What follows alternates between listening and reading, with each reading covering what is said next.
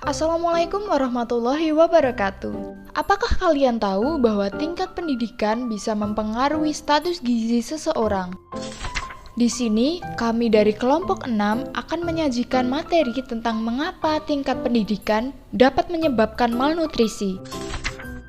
Apakah kalian tahu bahwa tingkat pendidikan bisa mempengaruhi status gizi seseorang?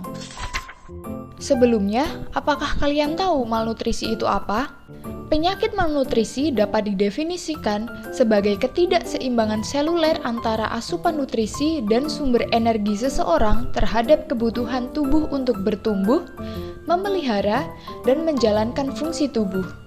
Ketidakseimbangan asupan nutrisi yang dimaksud dapat berupa defisiensi maupun kelebihan zat gizi, baik makronutrien maupun mikronutrien.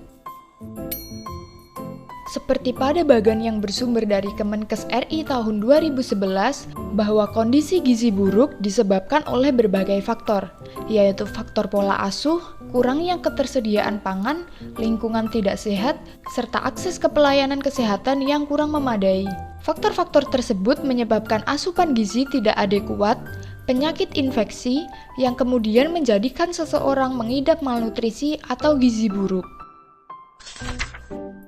Dalam penelitian yang dilakukan pada siswa SD Negeri Campurrejo 1, dapat diperoleh kesimpulan bahwa tingkat pendidikan orang tua adalah modal untuk merawat dan memperhatikan kebutuhan anak. Diharapkan semakin tinggi pendidikan orang tua, maka akan semakin banyak pengetahuan yang berguna dalam merawat anak. Pemberian asupan gizi yang sesuai serta porsi makan yang cukup diharapkan akan membuat anak memiliki status gizi yang ideal. Seperti pada kasus stunting di Indonesia, salah satu penyebabnya adalah pola asuh ibu terhadap anak. Pola asuh ibu terkait dengan tingkat pendidikan dan pengetahuan ibu.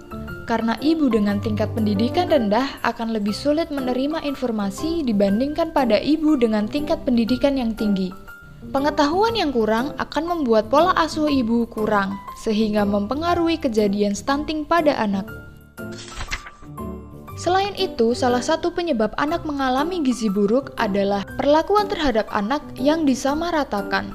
Menurut Susanto, perlakuan terhadap anak tidak boleh disamaratakan. Sebaiknya dengan mempertimbangkan tingkat pertumbuhan dan perkembangan anak, karena pertumbuhan dan perkembangan masing-masing anak berbeda. Ada yang cepat, ada yang lambat. Karena dalam proses pertumbuhan dan perkembangan terdapat beberapa aspek yang mempengaruhi. Di antaranya, faktor bakat atau genetik, faktor lingkungan atau gizi dan cara perawatan, dan faktor konvergensi atau perpaduan antara bakat dan lingkungan. Salah satu cara untuk menanggulangi kasus seperti ini adalah Dinas Kesehatan perlu melakukan upaya peningkatan pengetahuan tentang pentingnya gizi seimbang untuk anak dengan sasaran ibu hamil melalui sosialisasi rutin yang dilakukan bersama bidan desa. Upaya ini diharapkan mampu menjaga gizi yang optimal pada balita dan sebelum dilahirkan sampai dengan kehidupan selanjutnya sehingga tidak mengalami kekurangan gizi. Itu saja yang bisa kami sampaikan. Mohon maaf jika ada kesalahan. Wassalamualaikum warahmatullahi wabarakatuh. Terima kasih.